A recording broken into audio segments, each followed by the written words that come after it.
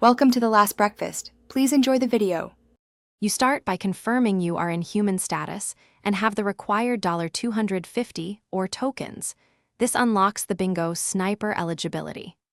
Once done, open the options menu and enable developer or advanced mode if the game needs it, because this exposes the hidden purchase or spawn actions. Make sure your connection and save data are synced to avoid rollback. Then navigate directly to the Event or Vendor tab labeled Bingo or Sniper to begin the acquisition sequence.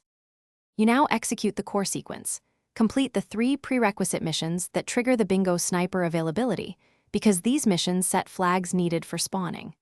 Once those flags are set, farm the 5 component parts across maps A, B, and C. Prioritize hotspots where drop rates are higher for efficiency.